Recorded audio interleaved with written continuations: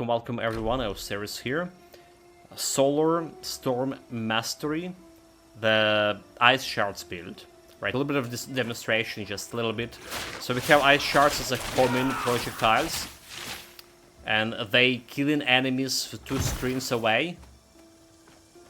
Like literally 2 screens away, they can. You saw like the enemy was on the low ground over there. They're killing everything. The DPS is pretty good, 617, and the clearing speed is way faster than our previous build, the Whirlwind build for Warfare Mastery. So we're gonna be talking about the skills itself. We're gonna be talking about passives and about active skills. Right, here we go, and about items. So let's start with the items. What we need for this build, right? It's just basically the stuff with some spell damage or cold damage percentage, right? For the base stuff, it's better to take this one that's giving you 8% increased attack and cast speed, because cast speed is still important for icicle shards, right? It's cast time, half a second. And then you're looking for any gear that giving you spell damage or cold damage again, like the rings, the most likely gear that give you such. Like spell damage and cold damage over here. That's basically all. You don't really care about much of other gear, right? You still want to probably resistances like fire resistance in for fighting the God of the Wild. We're gonna be posting a link for that boss fight down in the description, so check it out. It's like super fast, super easy. And here goes the skills. So of course skills. We did invest it in the barrier, right? So the first thing that we did, right, on level 4 or 5, we got Invigorating Guard. Oh, sorry, Ailment Cleanse, right? So cleans all ailments when you press the barrier. It's a good survivability skill. We didn't die even once on this build. It's the build able to clear everything in early access, current state. So we went late in game more invested in the barrier, but first thing you want the ailments cleans, so you're not getting burned or other stuff. What do we have here? We have endurance barrier. That's increase your barrier generation after 3 seconds to 128, giving you like more sustainability. You just stand in one place. Boss fights, standing in one place, tanking everything with the barrier, and just killing them with ice shards. And extra invigorating guard for some healing if some damage came out through the barrier after all, or you activated barrier and half of your health or something. But also this ice shards generating so fast your flask charges, like literally generating it so fast. With our current configuration, we have 18 shards. 18 shards. So how did we got it? We went into chaos, right? Chaos require 1 point in torrent, so it's giving you an extra projectile. Then we put in like all points in chaos, so it's extra 8 in projectiles. And we put in those 3 points into homing. Actually, I think the homing strength could be reduced here by 1. And add like extra 1 projectile here, or 1 infused shards. Right, infused shards dealing extra cold damage by reserved energy. And we do have some skill that reserve energy here, so I think we can remove this one and put it over here. With this configuration, it's going 680, 76 DPS, right? 680, and this homing is still good. So it's like extra DPS. That's another tweak that you can make, because we're getting extra homing from Storm Guidance passive over here. Projectile range and increased projectile homing 44%. And there is a passive that giving us speed and penetration over here. So you also want extra 1 penetration at least. So, your icicles penetrate at least 1 target. And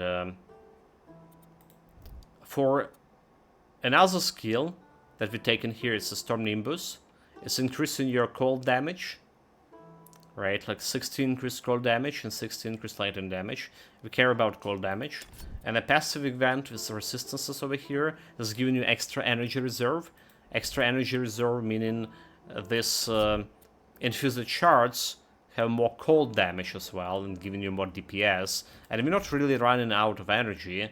Casting is like costing only 15 energy, and you're expending 30 energy per second. Like energy regeneration going to 37 points I have here. So it's not even like, you know, your energy bar not even moving during this cast, right? You see it just not even moving. Anyway, talking about Storm Nimbus, so like Storm Enchantment, additional extra cold, 40% cold damage, right? So extra damage here and extra energy reserved to increase this one. Like I say, you probably even can move the home into 1 here and put all the other points into infused shards, because you get a home in from Storm Guards. We did put 4 points into Arcane Influx, so increase energy regeneration, but we mainly done it for getting energy shield, right? If I, while above 50% energy, get 10% damage taken, absorb this energy. Also, I don't know if this like working with energy reserved, right?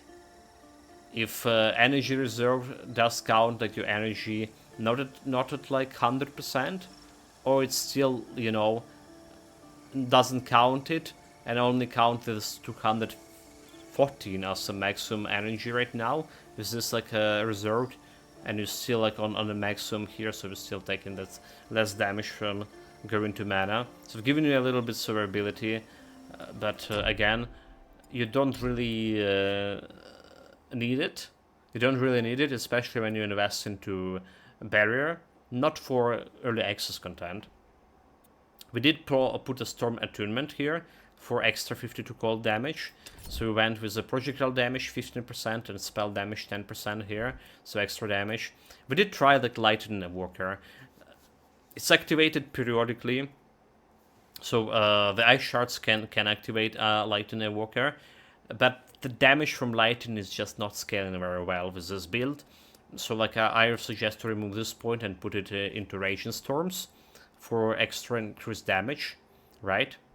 Or if you're actually looking not for solo mastery, but you're looking for Ice Shard builds that can, but a dual mastery, so I suggest for a second mastery to go with Warfare, right? Warfare, and we have enough Divinity to get to 0.6 here, and if 6 Divinity, there is this Marksmanship that increases projectile damage. Projectile damage, so we can put that points that we spent into Raging Storms, we can put it into this 10% to extra projectiles damage, and it's like actually pretty good. Right, there's also spell damage over here, by the way. But we're talking about Solo Storm here, and that's how we invested in Solo Storm. All this like 5 spare points on level 23 that we left, we went and put into Raging Storm, so it's extra 10% damage.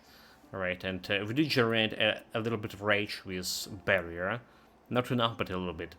What is coming about attributes here, we put a little bit points into Vigor. I thought we would need health, especially at the beginning, but everything else went to Knowledge, and Knowledge to get Resolve for extra cold damage over here. That's basically all the build, all the things to say it. We did also have the Blink here as a mobility skill, right? It's just like, you know, we put 2 skill points actually there. 2 skill points so we can get Cold Explosion, but it's like 64 damage, it's really doing nothing. Alright, so you just want one point here so you can I need to wait. Use your Blink as a traversal, sometimes dodging the boss. Right, we're using most likely light gear.